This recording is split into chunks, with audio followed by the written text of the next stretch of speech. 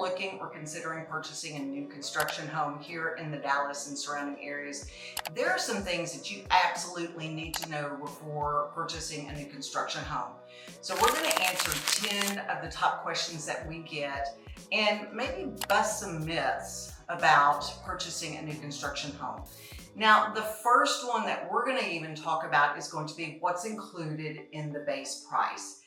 And that really all depends. First of all, are you purchasing an inventory home? An inventory home is going to be a home that the builder has already gone in and selected the lot, they've selected all of the finishes, and it is usually already in the build process, whether it is in the beginning of the building process or they have completed building the property and they're just trying to get it moved and get it sold. Or are you going to be looking to build from the ground up? Now, when you build from the ground up, or we talk about being a stick-built home, there are some things that you need to consider that are going to affect the final price of the home. So first of all, is there a lot premium? Builders are going to charge you a lot premium for some of the homes, depending upon where it's located in the community. What size is the lot? Is it an oversized lot compared to most of the other homes that are in the community? Is it a corner house? Because usually speaking, when it's a corner home, your lot's going to be a little bit larger. Is it backing up to a green belt? Or is it right across from the lake or the pond that they may have on the property? So these are all things that you need to consider as far as the lot premium is concerned. But the other thing that you need to consider are any structural or design center choices that you make.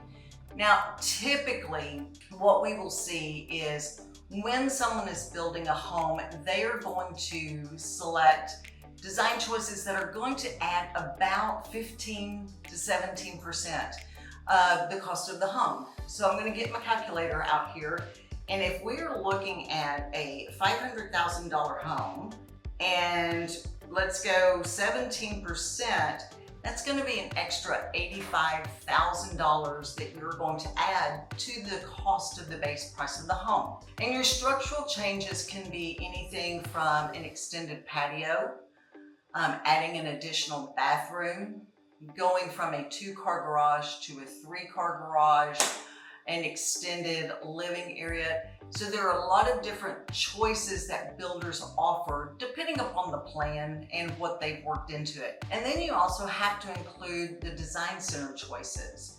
Now, when we go and take a look at the model homes, they have decked those model homes out, and I have seen some model homes have as much as $200,000 added in their design center choices because they want to show you everything that's available. But are you going to upgrade the carpet?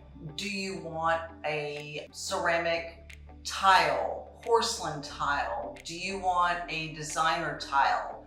Do you want hardwood floors versus the luxury vinyl plank? All of these choices do start to add up when you're considering building your own home. Now, the other thing is does it include appliances? Now, here's the thing. There are some builders that have started including a move-in package with their inventory home. And they'll include things such as your washer dryer, your refrigerator, blinds, and sometimes even the garage door opener. And those are going to be included in the price of the inventory home. But if they aren't including a move-in package, is that something that is going to be added to the cost of the home? Now, I'm going to tell you from personal experience, it is usually more inexpensive to add those into the build process. I wish that I would have added the blinds and the garage door opener when I built my home, because when I took a look at what did it cost me to actually have the exact same 2-inch PVC white blinds installed, I would have saved about $1,000 versus purchasing it after. But you've got to price that out and you've got to know what you're looking for. So be very cognizant and be very aware of, Is it an inventory home and the base price is including what you are seeing? And the downside with that is you don't get a lot of selection. It's basically what you see is what you get. Or are you building from the ground up and you've got to make sure that you are including those costs in the total price of the home? All right, so the next question that we get is, can we negotiate with the builder? And absolutely, you can negotiate with the builder, but you've got to be very strategic in your negotiations versus negotiations that you would typically do with a resale home. So the builders are most of the time going to include some type of an incentive. They're going to include possibly closing costs. They're going to include possible upgrades. And you've got to take into account, well, what all does that include? Now, there are some builders that they automatically are going to give you X number of dollars towards closing costs, which, I mean, yes, that is very helpful. They will also offer you some type of possible rate buy down. And if you go on the builder's website, you know, they've got it advertised all over the place. 2-1 buy down. Well, that's great. So your first year on your interest rate is going to be 3.99. Then it's going to go up to 5.99. And then it's going to go up to the third year of 6.99%. What is very important is that you take a look at what is that payment going to actually look like when it goes to that 6.99% interest rate. Because they are going to be increasing your monthly payment over the next 3 years. And yes, everybody's going to tell you, well, you can refinance, you know, before you get to the 6.99 interest rate. And that is true, you can. But I caution you, what if interest rates haven't dropped? We don't know what's going to happen 3 years from now. Interest rates could actually go up or they can drop. So if they don't drop, are you comfortable with that monthly payment at the 6.99% interest rate? And when you look at doing the math, I had a client and we were looking at homes, and when he was looking at the 6.99, I think it's actually 6.85 interest rate, his payment was going to be in the ballpark of around $2,600 per month.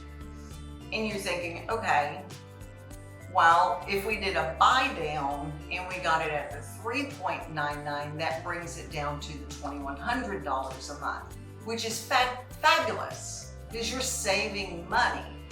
But if you're not going to be comfortable with that $2,600 a month payment, because it is actually going to go there, and it may even be higher than that, depending upon what your taxes and your insurance rates do over the next 3 years, then I don't think that that's going to be a good choice. Now, there are also some builders that are going to be offering fixed buy downs. So there's a builder that's advertising right now, you can do a 3.99 30-year fixed rate for an FHA loan, or you can do a 4.99 conventional loan for a 30-year fixed rate.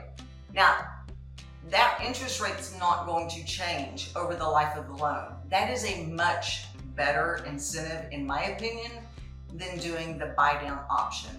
There are some builders that don't even do the interest rate incentives, but what they do is they give you flex cash. Let's say they give you $20,000, $25,000 flex cash, and you can use that any way you choose.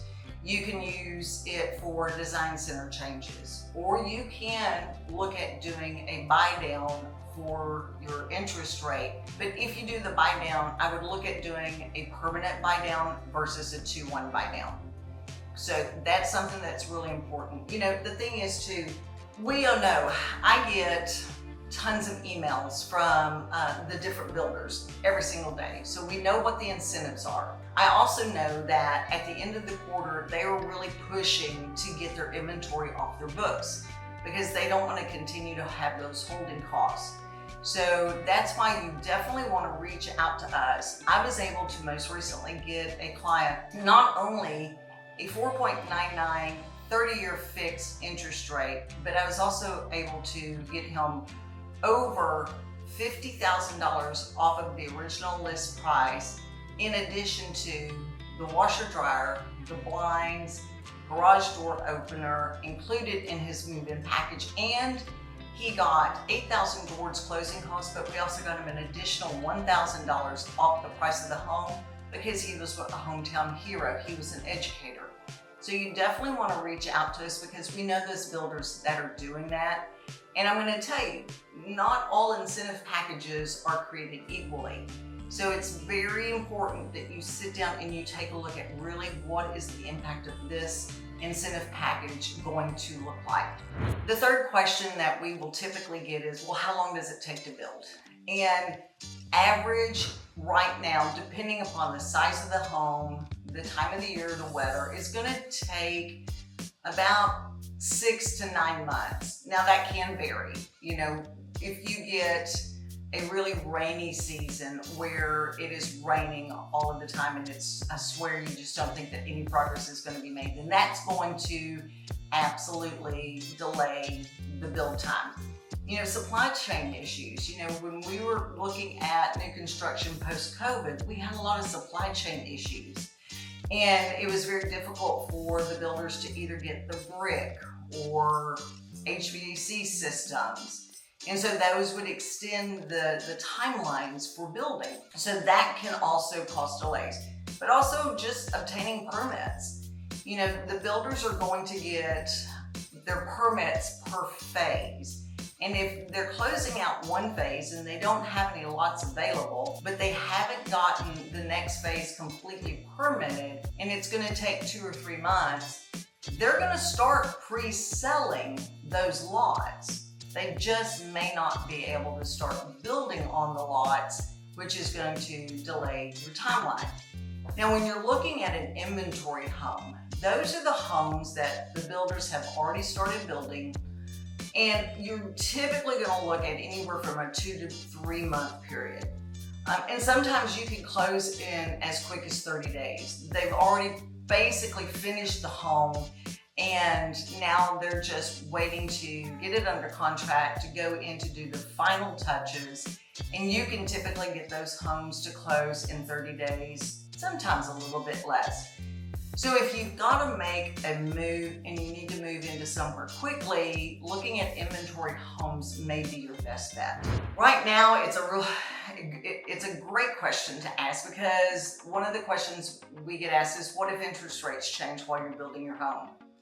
And that can happen. I mean, we've seen volatile interest rates. We've seen interest rates go down and then pop right back up. And so you definitely want to talk with your lender about the rate locks, about floating down options, any of the builder affiliated perks that they may offer. Now, if you're working with an outside lender, you're going to typically be able to lock your rate for 30, 60, possibly 90 days, okay? Depending upon what your individual lender is going to do.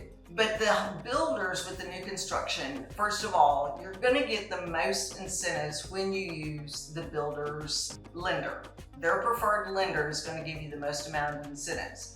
So if you're looking for the rate buy down, okay, you're going to have to use their preferred lender. If you use an outside lender, then you're going to have to just go with what that lender's rates are. But the builder typically is not going to lock those rates until about 30 days from closing. And so those rates can go up and down, they can fluctuate. So it's really important to keep track of what's going on with the rates and know that you've got to keep an eye on when can you lock those rates, and do it. If the rates are going down, try to do it as quickly as possible. The fifth question we are asked, and I love this one because people want to know, well, do I need to do my own inspection? The city does inspections, the builder does inspections. Do I need to have my own inspection? And the answer to that is absolutely yes. You need to do your own inspection. Now, if you're purchasing an inventory home, I always recommend that you do a third-party inspection prior to doing the walkthrough and prior to closing. Most builders are going to address any of the deficits that your inspector finds during that general home inspection. Not all of them, because some of the times an inspector may not be aware that the city has a particular code and that is what the code is for the builder to follow, and they've pointed it out in the inspection report. But 9 times out of 10, the builder is going to absolutely repair any of the deficits that have shown up in your inspection report. But even better, if you are building your home from the ground up, you need to do what we call phase inspections. So you want to do, your pre-drywall inspection. You want to do making sure all the electrical, because once they do the drywall, you can't see how they've run the electrical. You can't see how they've run the plumbing. So it's a little bit more expensive to do the phase inspection, and then you'll obviously have your final inspection prior to closing. But that is a crucial inspection because there's a lot of times that you will uncover things, and I've seen things as crazy as rafters actually not being nailed, and then studs in the wall where they were not nailed and they just wobbled like this. So make sure that you do, if you're building from the ground up, always get a phase inspection because that's going to save you a lot of headache in the long run. Now, my other recommendation to all of my clients that purchase a new build home is, and we'll talk about this, about warranties, but the builder does offer a warranty. But I would always recommend that you do an inspection at 11 months. That's going to be after that first year of warranty runs out. And go ahead, get an inspection, and then turn every single one of those items in on the warranty. So the builder can go out and correct those things before that first year warranty runs out. And speaking of which, that's going to transition us into our next one is, well, what kind of warranty do the builders give? Now, most builders are going to give what we call a 1-2-10 warranty. Now, the first year is, I like to call that doorknob to doorknob. If you have a plumbing leak, or if your lock isn't locking properly, or if the burner in your stove burns out, they'll come out and they will fix that. All right, now they're not going to fix cosmetic things. So when you move in and you ding the walls, or you are moving the furniture and you knock a hole in the drywall, now they're not going to come out and fix that. But they are going to fix any of those repairs that you need that first year. Now, the 2 is for your systems, and that's typically your HVAC. It's going to be for your water heater. It's going to be for the parts and the labor and for the systems, okay? Now, this one's really important because you also need to make sure that you're registering all of your appliances, your water heater, your HVAC, because depending upon who the manufacturer is, you may actually have an extended warranty on the parts or the labor past that 2 years. So always make sure when you're purchasing a brand new home, you always register all of the appliances. And then your tenure, that's going to be for your structural, so your foundation. If it's normal, we're in Texas, we've got the crappiest soil. I mean, there's just no way to put it. We've got this, what's called black clay, and it's horrible. We get a lot of shifting and we get a lot of movement. And so you're gonna start seeing some settling. That's normal. But if you actually have a foundation issue to where you have an inch drop on the left corner of the house and you haven't done anything to void that warranty, and that's going to be an important thing to know, what's going to void your warranty, then they will fix the foundation and get a foundation company out here to repair it. So, what types of things are going to void that warranty? Well, I built a pool. And because I built a pool and it changed the drainage for the property, I actually voided my foundation warranty. Now that's okay, because I'm gonna tell you the pool was the best investment ever. But I knew that going in. I knew that once I built the pool and I changed the drainage path so the water properly drained around the house, that was going to void my structural warranty. And that was just a choice that I absolutely made. On to our next question, is question number 8. Can you customize your home? And that is, maybe. And it depends. There are some builders that they build nothing but the inventory homes, and they build a fine home. Matter of fact, we've done many videos and property tours on them. Trophy homes, the Meritage homes. Well, Meritage, you do get to make some selections. D.R. Horton. So they have made those design choices. So really, your choice is, what floor plan do I want? And what are the color options that I want, and where is that located in the subdivision that they are currently building or selling? So there's not going to be really any choices with that. You have some builders, and I just mentioned it, and I believe it was Meritage.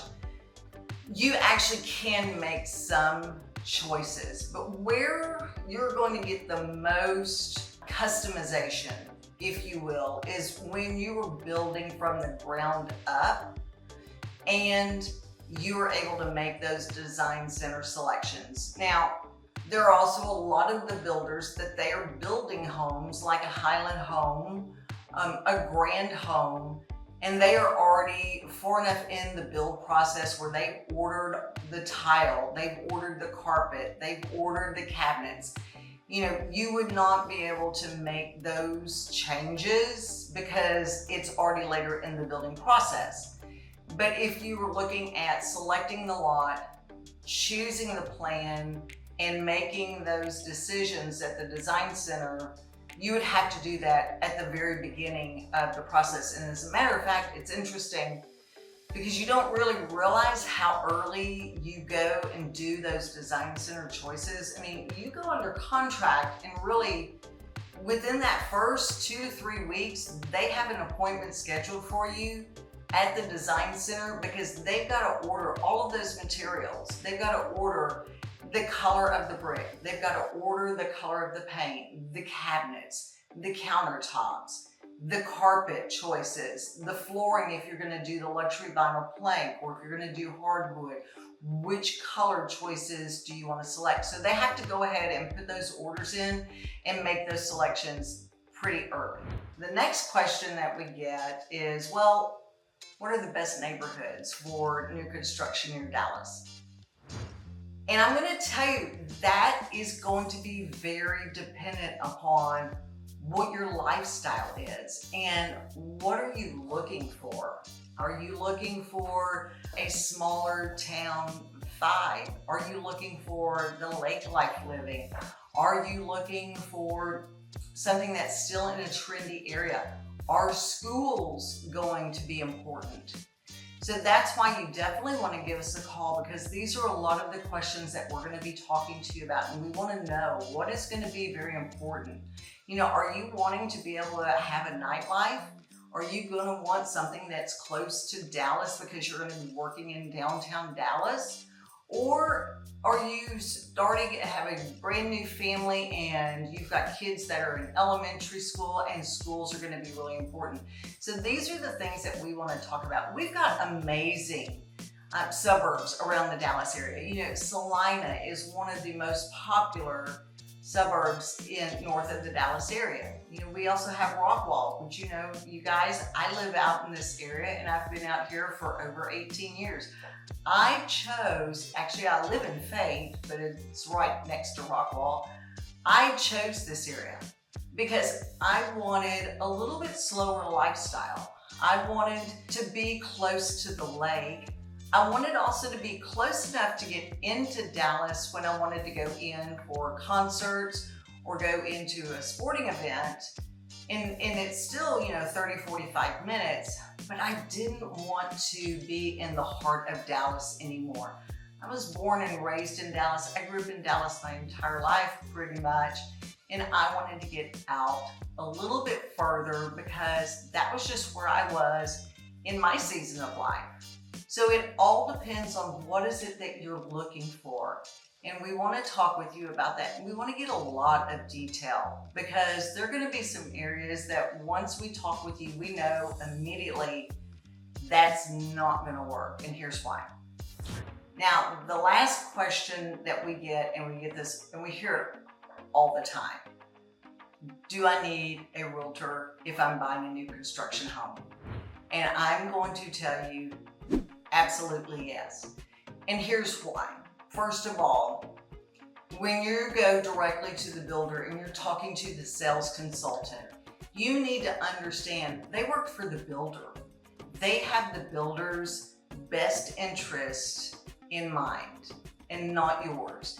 But when you partner with a realtor, a local realtor, they are going to absolutely work hard and negotiate for you and what's in your best interest. You know, a lot of people have also said, and I've heard this, well, if I don't take a realtor to the new community and I buy a brand new home without a realtor, then they're going to reduce the price of the home. And that absolutely is a myth. And here's why. They do not build into the price of the home the realtor compensation. You know, as I told you earlier, I get probably 15, 20 emails from local builders here in the area letting me know what's going on all the time. Well, they're marketing to the realtor because they want us to know what incentives are currently going on, what does their inventory look like, what deals do they have, what phases are they going to be closing out. And so they actually pay the realtor compensation out of the marketing budget. And so it does not affect the price of the home. Now, doesn't mean that we can't negotiate that price of the home down.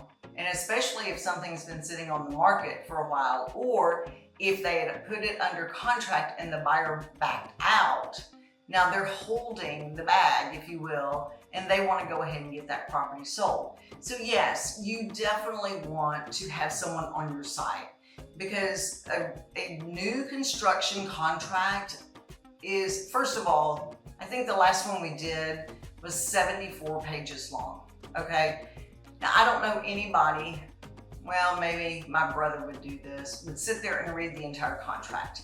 However, we've done so much business with the variety of builders. We know really what things we need to look for in the contract, what are going to be the loopholes, and there's not very many with the builders, but what are going to be the loopholes and what are going to be the things that we need to make sure that we understand properly. So, you know, the builders, the sales consultant are there to work for the builder, and they're there to absolutely make the most money. My job as a local realtor is to work for you and to negotiate upgrades, to negotiate price decreases, to negotiate potential interest rates, depending upon what's available there. So that's really important, and that's why you want somebody on your side, and also that is going to make sure that they connect you with, you know, top of the line inspectors that make sure that that closing process goes smoothly, okay? And that's why we love working with new construction, because really it is such a fun process, but it can be pretty stressful at times as well.